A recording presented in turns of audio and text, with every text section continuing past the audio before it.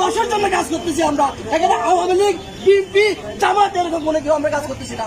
আমরা কাজ করতেছি আমাদের এলাকার জন্য, আমাদের মানবতার জন্য, মানবাধিকারে আমরা আমাদের হযরত মুহাম্মদ সাল্লাল্লাহু আলাইহি ওয়াসাল্লাম থেকে শুরু করে এই আমাদের মানববন্ধন শুরু হয়েছিল।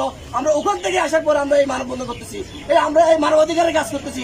এই মানবাধিকার নিয়ে কথা বলা মানে হচ্ছে সরকারের বিরুদ্ধে কথা নয়, সরকারের পক্ষই আমরা কথা বলছি। কিন্তু এই তো মূর্খ আমাদের আওয়ামী লীগের কথাগুলো, এই যে সরকারের আপনার বিভিন্ন সিনিয়র পোস্টে যারা আছেন, দলীয় কর্মীরা আছেন, আপনারা বুঝেন না বিদায় আপনারা আমার সামনে আসেন, আমাদের সামনে আসেন, আমাদের সাথে বসে কথা বলেন, তখনই বুঝবেন আপনারা যা দুর্নীতি করতেছেন এগুলো মনে হচ্ছে আমার সম্পূর্ণ বেআইনি। কারণ আপনারা মনে করেন সরকারের বিরুদ্ধে কথা বলতেছেন।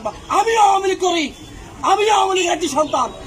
তো সুতরাং এখানে অনেকে বিভিন্ন নামদারি নির্দিষ্ট করে কেউ তার জন্মহিংসার নাম ঠিকানা করে ফেসবুকে ব্যবহার করতেছে। আমরা নাকি সরকারের বিরুদ্ধে কথা বলতেছি, কই আমরা সরকারের বিরুদ্ধে কথা বলছি?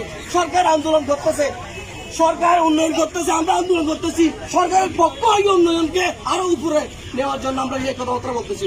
মানুষের অধিকার আদায়ের জন্য, পরিবেশ রক্ষা করার জন্য, পরিবেশকে সৌন্দর্য বৃদ্ধি করার জন্য আমরা এই আন্দোলন করতেছি, এই মানববন্ধন করতেছি। আমরা এই জীবাণু জানি আমরা কি সেটা আমাদের জানতে হবে, বুঝতে হবে।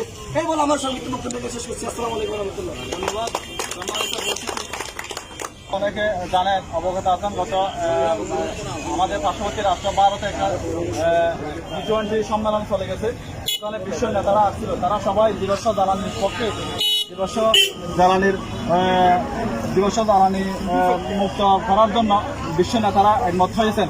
এখানে বাংলাদেশ সরকারও ছিলেন।